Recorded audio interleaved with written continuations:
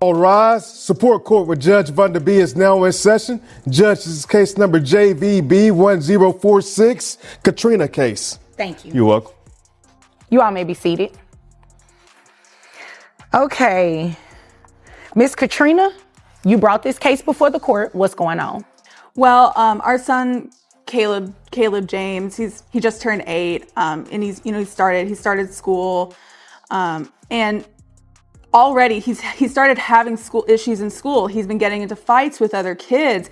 He's been arguing with the teachers. He's not been doing his homework, and this is completely new behavior. He was an A and a B student, and now his grades are also dropping. And I think it has to do with what Bubba here is doing at home. Okay. Well, what is Bubba doing at home? So he's a truck driver, and during our marriage, there were a lot of issues with that. A lot of, strange women, just a lot of alcohol use. And I think that hasn't stopped. And now I think that that's affecting Caleb. I don't think so.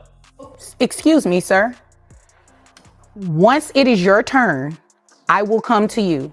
That's the first thing. Second thing, those loud outbursts, they will not be tolerated. Continue. Thank you.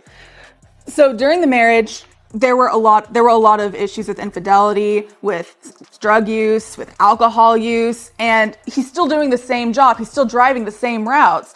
And so I think he's still bringing these same people into Caleb's life, into his home with our son. Get ready for a heated courtroom showdown.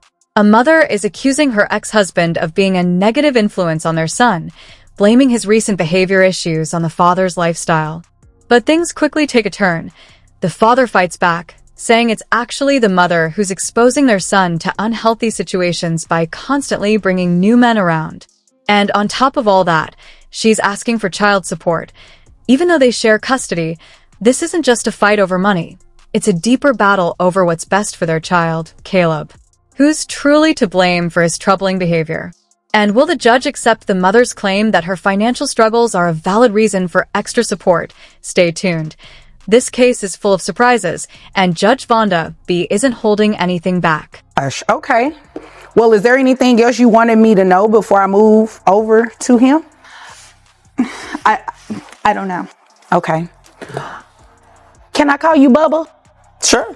Bubba, is what she's saying true? You cheated on her, you're using drugs, you're drinking alcohol, you're doing all of this while you're transporting things in an 18-wheeler? No. I actually work 1 week on, 1 week off. Okay. So we have shared custody. So all right. the week that I work, she has custody of Caleb. Okay. The week I have off, I have custody of Caleb. All right. Now, some of the things she's saying, yes, I do drink sometimes, Are you drinking while you're driving that 18-wheeler? I do not drink while I drive, no. All right. I drink occasionally when I'm home. It's not too bad, but with... Well, where would she be getting that from? Well, I have a lot of female clients that I do transport for. So she thinks that I'm, getting these jobs because I'm sleeping around, which she's very promiscuous herself, so... Oh. Right from the start, Mom isn't holding back. She's accusing Dad of cheating, drinking, and being around questionable women. That's a lot to throw out at once. But let's focus on what really matters. Caleb, if this boy used to be an AIB student and is now having problems, something clearly changed. Kids pick up on everything around them. So, if Dad's life is as unstable as Mom says, that could explain a lot, but here's where it gets tricky. Dad quickly denies drinking while working. That's important. If there's no real evidence that he's being reckless behind the wheel, the court isn't going to rely on just her claims. And did you notice how he cut her off when she was talking? That reaction might say a lot about how they communicate or don't. When it comes to co-parenting, So what do you think? Is Mom blowing things out of proportion? Or does Dad have some serious questions to answer? Okay. So Caleb is just seeing a lot from the both of you, sounds like. Maybe not. Okay. And Caleb, he's 8. Who pays health insurance for Caleb? I do. All right. How much do you pay? $75 a month. Okay. And Miss Katrina, you're looking for him to pay child support? I am. Based on what? So when COVID hit, I lost my job and I just haven't been able to find a comparable job to that. And I was doing engineering. And you can't find anything comparable during COVID? No. In engineering? No. So my degree was in chemical engineering. Okay. But all the jobs I've been finding have been mechanical engineering, electrical engineering. I haven't found something that's comparable to what I've been doing. Okay. I don't know much about engineering, but how much more different is it? I mean, I think it's pretty different. You think, but how different is it? I don't know, because I haven't done mechanical engineering or electrical engineering, so I don't have a basis to compare the two. What do you think about that? I just think she's lazy. Oh, well, you said it. Because with her, she has a degree in engineering. Chemical engineering. Wait a minute. Stop right there. You have a degree. Hold on, here comes a twist. Dad's not just defending himself anymore. He's now accusing Mom of letting unfamiliar men around Caleb. And let's be real, if that's true, it's a serious red flag. This case is quickly turning into a classic, he said, she said. But while the parents argue, it's Caleb who's caught in the middle. Even a judge points it out. This child is being exposed to way too much from both sides. And the court isn't here to take sides or play referee between Mom and Dad. Its only goal is to protect Caleb and figure out what's truly best for him. And right now, that's looking more complicated than ever. It's looking like both of them have some work to do. Right. So you can't do a general engineering job with that degree? It's not comparable to what I was doing. That wasn't my question. Have you looked for jobs that will pay you for general engineering? Yes. All right. How many interviews have you gone on? 3 or 4 in the last 6 months. 3 or 4 in the last 6 months, and they all said no to hiring you? Yes. That's interesting. I saw you signal over here. You said 0? Mm-hmm. How do you know, sir, that she hasn't gone on any of these job interviews? I have a friend that she knows, and he's told me. Oh. Because he's been sleeping with her. Oh, okay. Well, that's none of my business. Has nothing to do with me. Miss Katrina, I haven't heard a single reason why I should place this man on child support. He testified and said that he works 1 week on, 1 week off. He has Caleb during his week off. He pays health insurance. You have Caleb, I'm assuming, well, not an assumption, what he said, that when he's on, you have Caleb.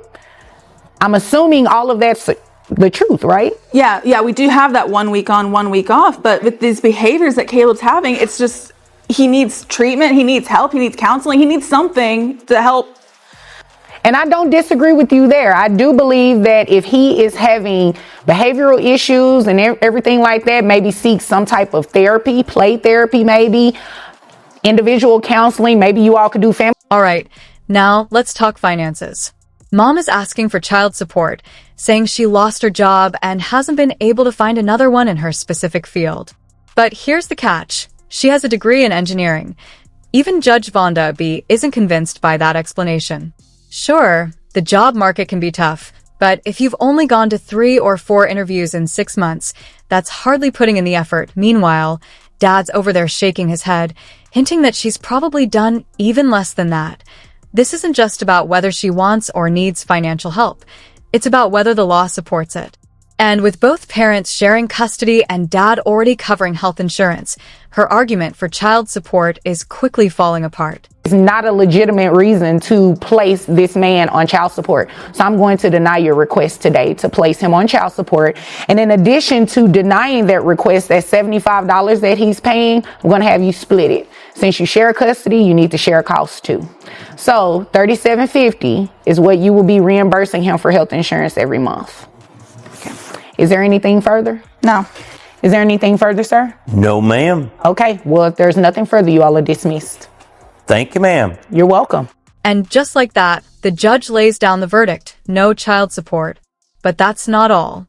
Mom is now ordered to pay Dad back for half of Caleb's health insurance. This ruling shows exactly how the court operates. It goes by facts, not emotions. The judge made one thing very clear. Shared custody means shared responsibility. You can't expect equal parenting time but put all the financial pressure on one parent. But let's be honest, this case wasn't just about money. The real issue here is trust. Neither parent seemed confident in the other's ability to create a stable home for Caleb. And that's the bigger concern. What do you think? Did the judge make the right call? This case had it all. Serious accusations, money disputes, and a final ruling that left no room for confusion. No child support, split insurance costs, and a firm reminder that co-parenting takes teamwork, not finger-pointing. But here's the bigger takeaway. When parents let personal drama take center stage, the child ends up paying the price. If Caleb is struggling, both parents need to take responsibility and work together, not use the courtroom as a battleground. So, what's your take? Was the judge fair? Should Dad have been ordered to pay? Or did the court get it right? Drop your thoughts in the comments. And if you thought this case was intense, don't forget to like, subscribe, and turn on notifications so you never miss another dramatic courtroom moment. Until next time, stay tuned for more real cases and real truth.